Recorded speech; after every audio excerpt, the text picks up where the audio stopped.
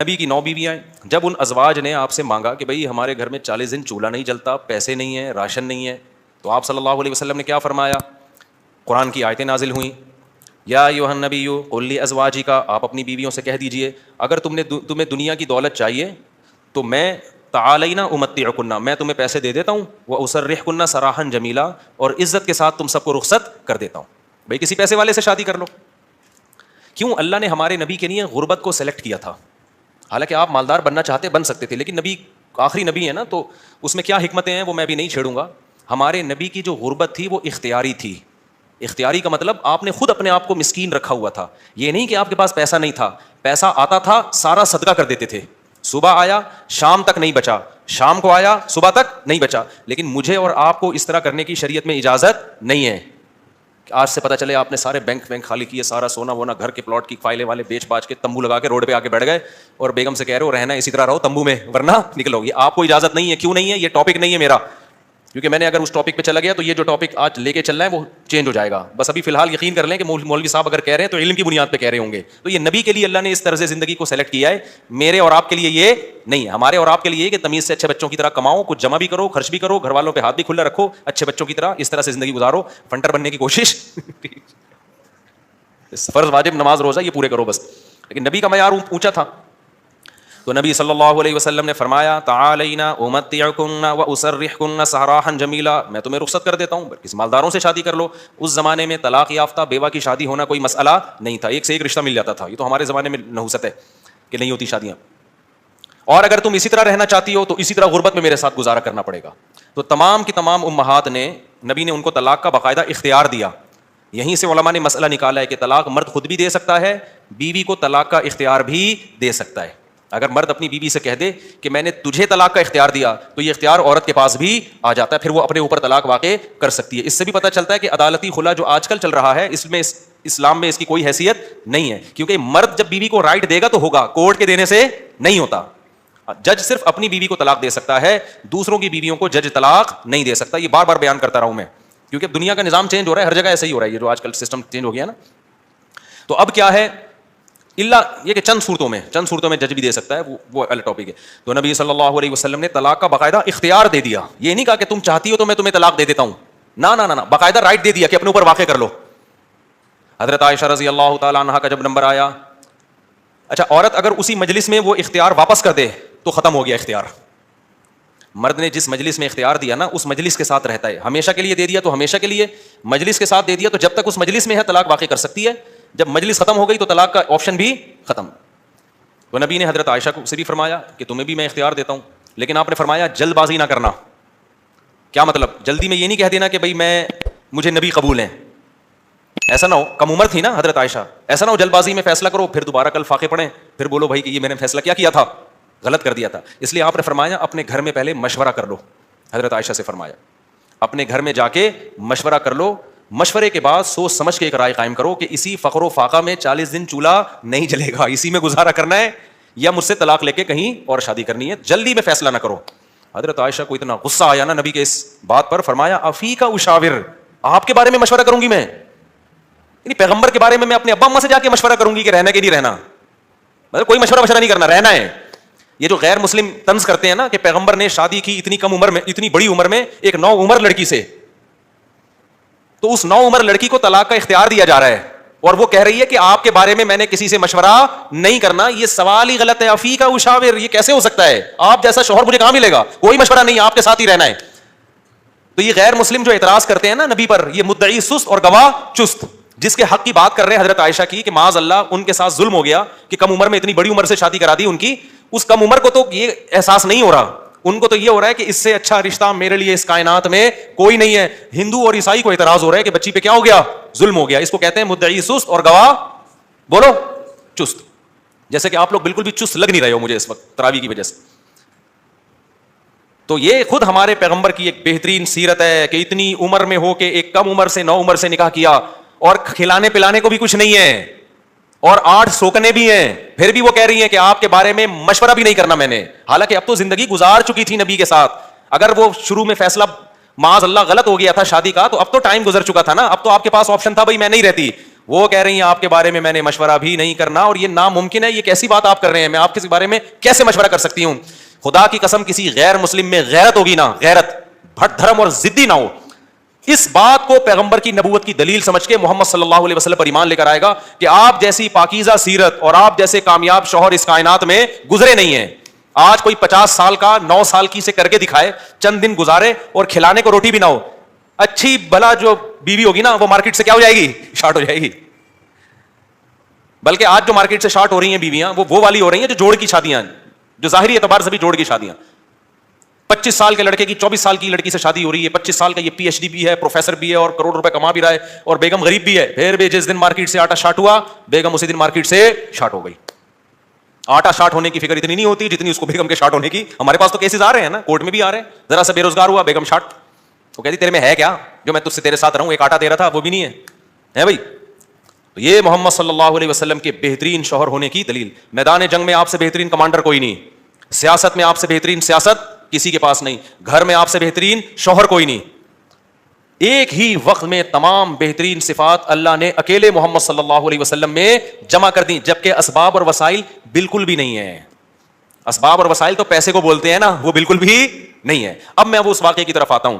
اب مجھے بتاؤ, ہاں تو میں آپ سے یہ کہہ رہا تھا کہ بیگم صاحبہ کو خوب اچھا کھلائیں, جو خود پہنے اس کو پہنائیں, جو خود کھائیں اس کو کھلائیں, لیکن قدرت کی طرف سے اگر غربت آ گئی ہے بھائی تو پھر ٹینشن لینے کا نہیں ہے. پھر بیگم اگر کہتی ہے نہیں رہنا, کوئی بات نہیں بیگم, میں تو یہی کچھ کھلا پلا سکتا ہوں, رہنا ہے رہو, نہیں تو پتلی گلی سے نکلو, ہم کسی اور سے شادی کر لیں گے.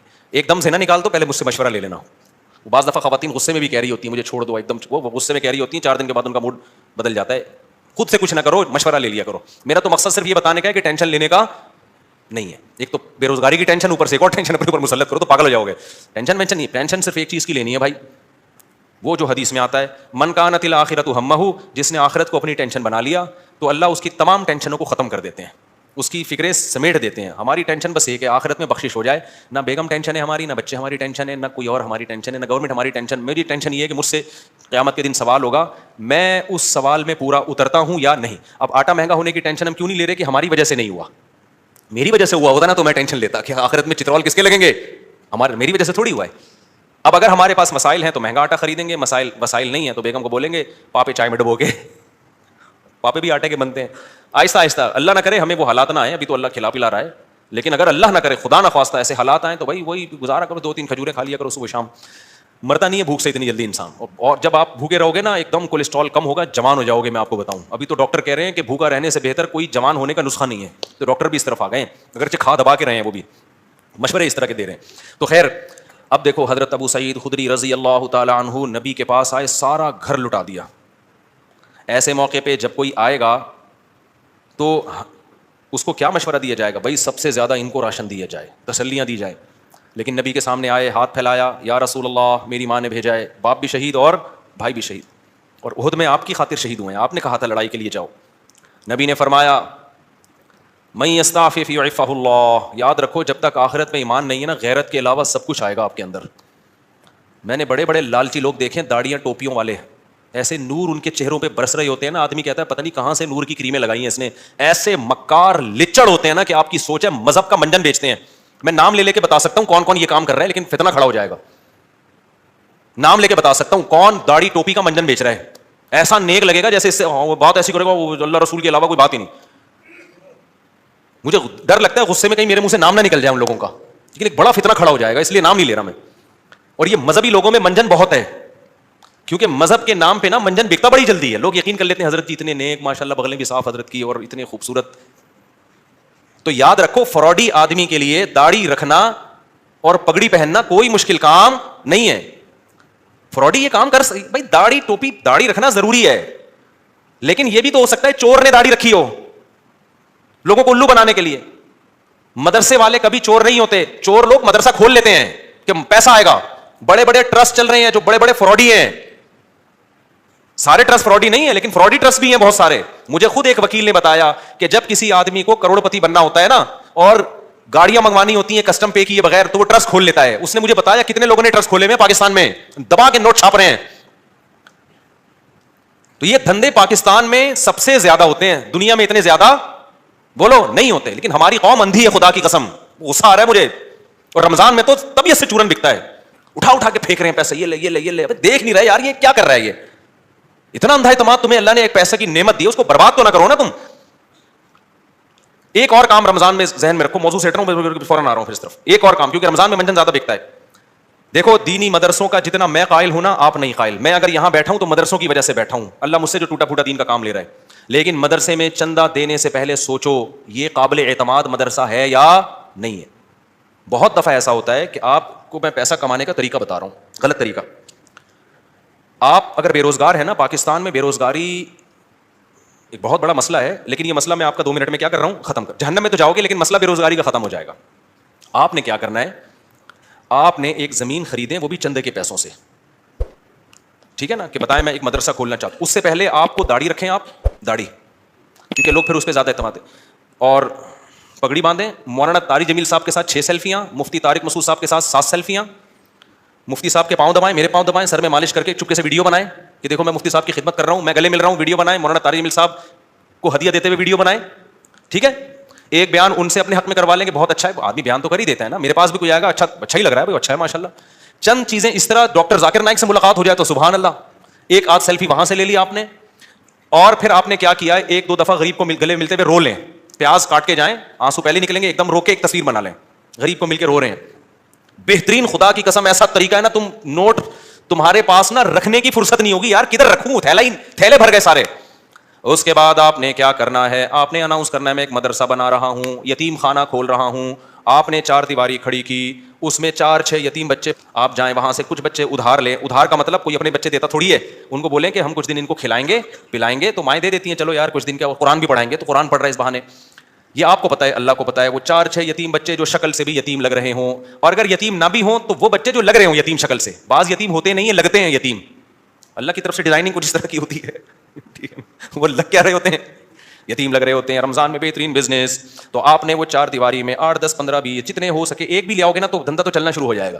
وہ یتیم بچے لا کے ڈال دیے. پھر اس کے بعد آپ اپنی 2-4 نمازوں کی تصویریں دعا مانگتے ہوئے, ٹھیک ہے نا. اور پھر آج کل خلافتیں بھی مل جاتی ہیں, ایک آدھ بزرگ کے تھوڑا سا کچھ, آپ جو 2 نمبر قسم کے بزرگ ہوتے ہیں, ہدیہ ودیہ دیے اور تھوڑا سا خلافت لے لی وہاں سے. اس کے بعد پھر میرے بھائی, اب جو آپ کے پاس پیسہ آئے گا نا, آپ آگے آگے اور پیسہ آپ کے پیچھے پیچھے. لوگ کہیں گے یار یہ میری طرف سے بکرا, 10-10, 20-20 لوگ بکرے لا رہے ہوں گے, 9 بکرے آپ کے گھر میں, 1 بکرا کاٹ کے بچوں کو کھلا دو. لوگ سمجھ رہے ہوں گے دیکھو بکرا کھلا رہا ہے نا, یہ لوگ یہ تھوڑی دے رہے ہوں گے کم بخت کھلا کتنا رہا ہے, اور 9 تو گھر میں پہنچائے اس نے, اور وہ قصائیوں سے ان کے رابطے ہیں, وہ بک رہے ہیں مارکیٹ میں. گاڑیاں بڑی بڑی لینڈ کروزر جیسی گاڑیاں, بھائی کس کی, مدرسے کی گاڑی ہے. بھائی تیرا ابا تو سائیکل بھی نہیں چلاتا تھا, تیرے پاس اتنی بڑی گاڑی کہاں سے آ گئی, تو کون ہوتا ہے مجھ سے پوچھنے والا, وہ یہ جواب دے گا آگے. ایسی لگژری لائف ہوگی نا, ان 6 یتیم بچوں کو ادھار لیا تھا واپس کر کے, اب سچی مچی کا یتیم آنا شروع ہو جائیں گے. جب پتا چلے گا نا یہ لوگ کھانے میں بکرے کھلاتے ہیں, تو پھر تو جو یتیم نہیں بھی ہیں, ابا کہے گا یار اس کو یتیم ہی فرض کر کے میرے بچے کو بھی یہاں داخل کر لے, بلکہ میرے ابا بھی مر گئے تھے, میں بھی یتیم ہی ہوں. ایسا نوٹ چھاپنے کی مشین بنو گے, بنے ہوئے ہیں لوگ, بنے ہوئے ہیں. بڑے بڑے مدرسوں کے نام پہ فراڈ ہو رہا ہے. میں نہیں کہہ رہا مدرسے فراڈی ہوتے ہیں, فراڈی لوگ بھی مدرسہ بناتے ہیں. اب آپ نے یہ نہیں کرنا کہ مدرسوں کو دینا بند کر دیں, اس سے تو اچھے مدرسے بھی بند ہو جائیں گے. آپ نے تحقیق کرنی ہے کون واقعی دیندار لوگ ہیں, امانت دار لوگ ہیں, کام کر رہے ہیں, اور کون ایسے ہیں جو داڑھی اور پگڑی کے نام پہ منجن بیچ رہے ہیں. یہ آپ نے کرنا ہے, نہیں تو قیامت کے دن الٹے لٹکے ہوئے ہوگے. بہترین بزنس ہے یہاں پہ یہ. اچھا خیر, ہم آگے چلتے ہیں میرے بھائی. تو اب کیا تھا کہ حضرت ابو سعید خدری رضی اللہ تعالیٰ عنہ کو نبی نے کیا فرمایا. میں یہ عرض کر رہا تھا کہ آخرت ہوگی نا تو غیرت ہوتی ہے. یہ بہت بڑی اللہ کی نعمت ہے کہ آپ کا ہاتھ اللہ کے سوا کسی کے سامنے نہ اٹھے. اللہ سے مانگا کرو, یہ اسباب بھی اختیار کرو پیسہ کمانے کے, کیونکہ جو اسباب اختیار نہیں کرتا اللہ اس کی مدد نہیں کرتا. اگر گھر میں پڑے ہوئے ہو, محنت نہیں کر رہے اور کہہ رہے ہو کہ بس اللہ ہی دے گا, تو پھر اللہ آپ کو بھکاری بنائے گا. یہ یاد رکھنا. آپ نے کیا کرنا ہے, اپنی پوری کوشش کرنی ہے پیسہ کمانے کی, دماغ لگانا ہے. کیوں, رزق حلال عین عبادت ہے. الکاسب حبیب اللہ, محنت کر کے کھانے والا وہ اللہ کا دوست ہے. تو اب کیا ہے, ہمارے نبی نے حضرت ابو سعید خدری سے فرمایا کہ من یستعفف یعفہ اللہ. کیا مطلب, جو اپنے آپ کو رسوا ہونے سے بچانا چاہتا ہے, عفت کا مطلب رسوا ہونے سے بچانا, دامن داغدار نہ ہو, ذلیل ہونے سے بچانا چاہتا ہے. اس سے پتہ چلا مانگنا کیا ہے, بول لو نا, ذلت ہے. ہاتھ پھیلانا کیا ہے, ذلت. تو جو چاہتا ہے کہ میں ذلیل نہ ہوں, ہمیں تو پتہ ہی نہیں کہ یہ ذلت ہے. ہم تو سمجھتے ہیں میں اتنا چونا لگاتا ہوں بندے سے 2 منٹ میں اتنے پیسے نکلوا لیتا ہوں, یہ میرا کمال ہے. ایک چور کو پکڑا نا, کورٹ میں لے کر گئے, عدالت نے کہا یار تم نے اتنی خوبصورتی سے چوری کی, کسی کو پتہ ہی نہیں چلا. چور کہتا ہے شکریہ سر, آپ نے میری اتنی تعریف کی, اتنا زبردست چور ہوں میں. جج نے کہا کم وقت میں تیری تعریف نہیں کر رہا، تیری برائی کر رہا ہوں. تو نبی نے فرمایا من یستعفف یعفہ اللہ، جو اپنے آپ کو رسوا ہونے سے بچانا چاہتا ہے اللہ اسے رسوائی سے بچاتا ہے. اب سوال پیدا ہوتا ہے کہ رسوائی سے تو بچ جائیں گے لیکن ٹینشن تو ہے نا، فاقے تو پڑ رہے ہیں، مصیبت تو ہے. اگلا جملہ نبی نے فرمایا ومن یتصبر، جو اللہ سے صبر مانگتا ہے یصبرہ اللہ، اللہ اسے صابر بھی بنا دیتا ہے. اس ٹینشن میں اللہ سے مانگو صبر، تو اللہ کیا کرے گا؟ صبر دے دے گا. جیسے موسیٰ علیہ السلام کی ماں نے جب حضرت موسیٰ کو صندوق میں رکھا نا بچے کو، تو فرعون نے پکڑ لیا اس بچے کو. اب قرآن کہہ رہا ہے موسیٰ کی ماں دل برداشتہ ہو گئی، میرا بچہ کس کی گود میں چلا گیا ہے؟ فرعون کی. ماں تو ایک دم ہو جائے گی نا. اگر جا کے بتا دیتی کہ میرا بچہ ہے، فرعون نے فوراً قتل کر دینا تھا اس کو. لیکن عورت جذباتی ہوتی ہے، وہ انجام نہیں دیکھتی، وہ جذبات سے مغلوب ہوتی ہے. لیکن قرآن کہتا ہے وَرَبَطْنَا عَلَىٰ قَلْبِهَا، ہم نے موسیٰ کی ماں کے دل کو باندھ دیا. کیا بلاغت ہے قرآن کی. موسیٰ کی ماں کے دل کو کیا کر دیا؟ رسیوں سے باندھ دیا، جیسے ہلے نہیں اپنی جگہ سے، دل برداشتہ نہ ہو. یہ قرآن کی بلاغت ہے، یعنی صبر کی توفیق دی. اس صبر کی توفیق کو بیان کرنے کے لیے قرآن کیا کہتا ہے؟ موسیٰ کی ماں کو کے دل کو ہم نے رسی سے کیا کر دیا؟ ایسے کس کے باندھ دیا، ہلے نہیں بھائی. جیسے کسی بندہ ہل رہا ہو نا، آپ اسے رسی سے کس کے بالکل بند کر دو، اب وہ گیا، یعنی وہ ہلنا بھی چاہے تو نہیں ہلے. تو اس سے پتہ چلتا ہے کہ بعض دفعہ انسان بے صبرا ہو رہا ہوتا ہے لیکن اللہ کی طرف سے اس کو ایسی توفیق ملتی ہے کہ اللہ اس کے دل کو رسیوں سے باندھ دیتے ہیں. ہلنا نہیں، چپ کر کے تمیز سے بیٹھا رہے، مجھ پر اعتماد اور توکل کر. اسی لیے قرآن میں نبی کو اللہ نے فرمایا وما صبرک الا باللہ، اے نبی آپ صبر کریں لیکن آپ کا صبر اللہ کی توفیق کے بغیر نہیں ہوگا. یہ صبر بھی آپ نے اللہ سے مانگنا ہے. تو نبی نے فرمایا جو صبر کرنا چاہتا ہے اللہ اس کو صبر کی توفیق دیتا ہے. آج ڈپریشن اس لیے بڑھ رہی ہے کہ صبر کرنا چاہتے ہی نہیں ہے. جو ٹینشن آئی، جو مصیبت آئی، بس نکال دو فوراً جا کے. جو پہلے آ گیا نا وہ پٹتا ہے. آپ جب غصے میں بیٹھے ہو تو جو شروع میں آ گیا نا وہ اس کا کیا ہو گیا؟ بیڑا غرق ہو گیا. اس کے بعد حدیث دیکھو، حضرت ابو سعید خدری واپس چلے گئے. کیوں؟ نہ ماں نے کوئی اعتراض کیا، نہ 10 سال کے بچے نے کوئی اعتراض کیا. کیوں؟ لیڈر کو دیکھ رہے تھے کہ لیڈر ہم سے زیادہ قربانی دے رہا ہے اور آپ کی صداقت پہ یقین تھا. حدیث میں آتا ہے کہ حضرت ابو سعید خدری نے زندگی بھر کسی سے نہیں مانگا، یہاں تک کہ اپنا کوڑا بھی گرتا تھا نا اونٹ سے تو نیچے اتر کے اٹھاتے تھے، وہ کوڑا بھی نہیں مانگتے تھے کسی سے. حالانکہ یہ تو ٹھیک ہے کوئی کوڑا دے دو مجھے میرا کوڑا، لیکن نہ نہیں تو مطلب نہیں، سب کچھ خود کرنا ہے، اب نہیں مانگنا کسی سے کوڑا. وجہ کیا ہے؟ لیڈر کی طرف سے موٹیویشن مل رہی ہے، کیونکہ پتا ہے لیڈر یہ بات بتانے کے پیسے بولو نا نہیں لے رہا، اور دیکھ رہے ہیں کہ ہمارے گھر میں فاقہ ہے تو لیڈر کے گھر میں اس سے زیادہ فاقہ ہے، اس سے زیادہ فاقہ ہے. تو اس لیے آپ اگر گھر میں سربراہ ہیں نا، بچوں کو انسان کا بچہ بنانا چاہتے ہیں تو پہلے خود انسان کا بچہ بننا پڑے گا. یہ میں اصل میں ایکچولی میں یہ کہنا چاہ رہا تھا جس کے لیے پورا میں نے واقعہ سنا ہے. اصل آپ کون سا میدان جنگ میں جا رہے ہو، جہاد میں جا رہے ہو، ماں باپ اور بھائیوں کو کٹوا رہے ہو آپ. تو ایکچولی جو میں بات عرض کرنا چاہ رہا تھا کہ اگر آپ چاہتے ہو کہ آپ کی بیوی انسان کی بچی بن کے رہے تو آپ کو پہلے انسان کا بچہ بننا پڑے گا. آپ چاہتے ہو کہ میرے گھر میں اخلاق کا ماحول ہو، تمیز سے بات کیا کریں، تو پہلے آپ کو تمیز سے بات کرنی پڑے گی. آپ بیگم سے کہہ رہے ہو تمیز سے بات کرو، اس کا مطلب آپ خود ہی تمیز سے بات نہیں کر رہے. وہ تو آپ کا ایٹیٹیوڈ دیکھ رہی ہے نا. باپ گھر میں آ رہا ہے چنگیز خان بن کے چیخ رہا ہے یہ کیا ہو رہا ہے، پھر وہ کہہ رہے سب آرام سے بات کریں تو کہیں گے نا باپ تو آرام سے کر نہیں رہے. ایک صاحب کو غصے پہ بہت غصہ آتا تھا. ایک صاحب ہمارے جاننے والے تھے، جب کوئی غصہ کرتا ان کو بہت غصہ آتا ہے. غصہ کیوں کر رہا ہے؟ اسی بات پہ ان کو غصہ آتا تھا. ہم کہتے تھے اس کو جتنا غصہ آ رہا ہے نا کسی بات پہ، اور آپ کو اس غصے پہ اس سے زیادہ غصہ آ رہا ہے تو اس کو غصہ کیسے ٹھیک ہوگا؟ اب آپ کسی کو یہ سمجھا رہے ہو کہ غصہ مت کرو تو یہ بات آپ کو آرام سے کہنے پڑے گی، غصے سے نہیں. کیونکہ اگر آپ نے غصے سے کہہ دی اس مطلب وہ جو کام وہ کر رہے ہیں آپ بھی وہی کر رہے ہو. تو مارکیٹ میں جو چل رہا ہے نا وہ بتا رہا ہوں میں آپ کو. تو اس لیے میرے بھائی جب بھی کوئی بات ہم نے اپنے بڑوں کو دیکھا ہے کہ ہمیں اگر سخاوت کی ترغیب دی نا انہوں نے کہ خرچ کیا کرو، تو میں نے اپنے بڑوں کو دیکھا انہوں نے ہم سے 20 گنا زیادہ خرچ کیا. 20 گنا تو وہ ہے جو ہمیں نظر آ رہا ہے، جو نظر نہیں آ رہا وہ پتہ نہیں کتنا ہوگا. ہم نے دیکھا کہ انہوں نے ہمیں کہا کہ عبادت کیا کرو، تو ہم نے دیکھا کہ وہ ہم سے کئی گنا زیادہ عبادت کر رہے ہیں. انہوں نے دیکھا اللہ پہ اعتماد اور توکل کیا کرو، انہیں ہمیں کہا تو ہم نے دیکھا کہ وہ ہم سے زیادہ اللہ پہ اعتماد اور توکل کر رہے ہیں. انہوں نے بولا کہ ہم نے مدرسے میں کوئی انتظام کرنا ہے، چندہ جمع کرو، تو خود اپنی جیب سے سب سے زیادہ چندہ دیا. نہیں آ رہی بات، چھوڑو رہنے دو ایسے ہی ٹھیک ہے. تو گھر میں بچوں کو عمل دکھایا کرو. آپ اگر اپنے بیٹوں کو سمجھاتے ہو کہ بہنوں کے ساتھ اچھا سلوک کرو، یہ اس زمانے کی بات ہے جب گھر میں بچے بچیاں ہوا کرتے تھے. اب تو ایک آدھ ہوتا ہے تو وہ سارا سیٹ اپ ہی برباد ہو. پہلے یہ ہوتا تھا 7-8 بہن بھائی ہیں تو ماں باپ بھائیوں کو حکم دیتے تھے بیٹوں کو بھی بیٹیوں کا بھی خیال کرنا. اب تو ٹیاں ہے ہی نہیں، ٹی رہ گئی ہے. بیٹیاں نہیں ہوتی, ایک آدھ بیٹی ہوتی ہے, خود ہی اپنا خیال رکھ لے گی, اس کے لیے آپ کو نہ وصیتیں کرنے کی ضرورت نہ تکلف کی. یہ ان لوگوں کی بات کر رہا ہوں جن کے ہاں بچے ہوتے ہیں, خاندان ہوتے ہیں, چاچے مامے خاندان گھر آباد ہوتے ہیں, تو ان کے لیے خصوصی پیکیج ابھی میں پیش کر رہا ہوں کہ جب وہ اپنے بیٹوں کو سمجھائیں کہ اپنی بیٹیوں کا خیال کرنا, تو کیا مطلب بھائیوں کو سمجھا رہے ہیں بہنوں کا, تو پھر آپ نے ان کے سامنے اپنی بہنوں کا خیال کر کے دکھانا ہے. اپنی بہنوں کو دعوت دو, ان کو ہدیے دو, ان کو پیسے دو, بچوں کو پتا چلے ہمارا ابا اپنی بہنوں کا اتنا خیال کرتا تھا, تو ہمیں بھی ابا کے جانے کے بعد اپنی بہنوں کا خیال کرنا ہے. ان کو پتا ہے ابا کے پاس نصیحتوں کے علاوہ کچھ بھی نہیں ہے, ٹھیک ہے. پوری تقریر ابا کی 1 گھنٹے کی ہوتی ہے, لیکن ابا کی جب بہنیں آتی ہیں تو ابا 5 روپے بھی خرچ کرنے کے لیے تیار نہیں ہے. بچوں کو آپ نے کہا کہ دیکھو بیٹا, تمہارے بھائیوں میں کوئی غریب ہو جائے, بھائیوں میں پہلے ہوتے تھے, اب بھائی نہیں, ایک آدھ بچہ ہی بس, سارا برباد ہو گیا. مجھے تو اتنا غصہ آتا ہے نا, پکڑ کے چترول لگانا شروع کر دوں کہ تم لوگوں نے فیملی پلاننگ والوں کی باتوں میں آ کے کیسا بیڑا غرق کباڑا کر دیا اپنے گھروں کا یار, سارا فیملی سسٹم تباہ کر دیا. اس کے لیے شادی کرنے کی ضرورت ہی نہیں تھی تم لوگوں کا یار. شادی تو ہوتی بچے پیدا کرنے کے لیے ہے, ایسے ہی تھوڑے دن رہ گئے تھے, زندگی گزار لیتے. ٹینشن, بیگم کی ٹینشن کی بھی کیا ضرورت ہے, اور اگر ٹینشن لے لیے تو ایک آدھ بچے سے زیادہ تو پھر اس کی ٹینشن ہوتی ہے. بچوں کی وجہ سے تو بیوی کو پال رہا ہوتا ہے آدمی. خیر اب یہ باتیں پھر خواتین ناراض ہوتی ہیں, ویسے بھی پالتا ہے, ایسا نہیں ہے صرف بچوں کی وجہ سے, تو بلکہ پالتا کہاں ہے, خود پلتی ہیں. تو میرے بھائی میں یہ عرض کر رہا تھا کہ آپ نے بیٹوں کو سمجھانا ہے کہ اگر تمہارے بھائیوں میں سے کوئی غریب ہو جائے تو جس بھائی کو اللہ پیسہ دے گا اس نے اپنے غریب بھائیوں کا خیال کرنا ہے. یہ تقریر جب سمجھ میں آئے گی جب بچے دیکھیں گے ہمارے ابا ہمارے چاچا اور تایا کا خیال رکھتے ہیں. نہیں آ رہی اس میں. آپ کے بھائیوں میں کوئی غریب ہو جائے نا, ایسا نہ کرو کہ وہ آ کے آپ سے بھیک مانگے, یار اللہ کے نام پہ کچھ دے دے, تو گاڑیوں میں گھوم رہا ہے, کچھ ہمیں بھی دے دے.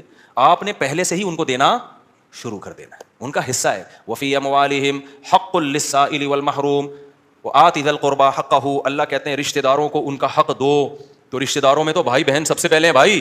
اللہ کہہ رہی ہے ان کا رائٹ ہے, ان کا حق ہے. آپ کے پاس پیسہ ہے, وہ غریب ہیں, تو میں نہیں کہہ رہا ان کو وہی اسٹینڈرڈ دے دو جو آپ کا ہے, اتنا تو کرو نا کہ کچھ تو تھوڑا سا خیال کرو ان کا. ایک کے پاس پیسہ آ جاتا ہے, دوسرا پیچھے پڑا ہوا ہوتا ہے, اور وہ کہتا ہے تجھے ضرورت کیا ہے, تو ضرورت کیا ہو بھائی. بھائیوں کو بہنوں کو ضرورت کی وجہ سے نہیں دیا جاتا, کس وجہ سے دیا جاتا ہے, رشتے کی وجہ سے دیا جاتا ہے. یہ اللہ کا حکم ہے, اگر آپ آخرت پر ایمان رکھتے ہو آپ کو یہ کرنا پڑے گا. نہیں رکھتے تو جیسے انگریز زندگی گزار رہا ہے, وہ بیوی کو بھی نہیں کھلاتا, وہ ماں باپ کو نہیں کھلاتا, تو آپ بھی نہ کھلاؤ. تو ایک فیصلہ کر لو, انگریزوں کے طریقے پہ چلنا ہے یا اسلام کے طریقے پہ چلنا ہے. اسلام کے طریقے پہ اگر چلنا ہے تو رشتہ داروں پہ بھی خرچ کرنا پڑے گا, بیوی بچوں پہ بھی خرچ کرنا پڑے گا, والدین پہ بھی خرچ, دیکھو جملہ مکمل ہی نہیں کر رہے, کرنا پڑے گا. تو حضرت ابو سعید خدری کو نبی نے کیا فرمایا, جو اللہ سے صبر مانگتا ہے اللہ صبر دیتا ہے. بڑی خاندانی بات. اب اس کا یہ مطلب نہیں ہے کہ مانگنے والوں کو دینا چھوڑ دو, ان کو آپ یہی مشورے دیا کرو. آئندہ کوئی آئے بھکاری, تو آپ کو حدیث میں آتا ہے حضرت ابو سعید خدری آئے تھے تو نبی نے ان کو مشورہ دیا تھا, تو میرا بھی مشورہ یہ اللہ سے مانگ جا کے. نبی نے ہر ایک کو یہ مشورہ نہیں دیا, لیول دیکھا لوگوں کا. بہت سے صحابہ آئے, نبی نے ان کو دے دیا کہ ان کا توکل کا وہ لیول نہیں تھا. ابو سعید خدری تو لیڈر تھے نا, بعد میں لیڈر بنے ہیں, جنگوں میں کمانڈر بنے ہیں, علم کے مفتی بھی بنے حضرت ابو سعید خدری. ان صحابہ میں ہر ایک مفتی نہیں تھا, چند مخصوص لوگ تھے جو فتویٰ دیا کرتے تھے, تو مذہبی لیڈر تھے نا حضرت ابو سعید خدری, اس لیے ان کو تیار کیا نبی نے کہ ان کا لیول توکل کا اونچا ہوگا. تو اب یہ جو بیچارہ عام بھکاری آ رہا ہے, اس کو وہ والے توکل پہ نہ چڑھاؤ بھائی.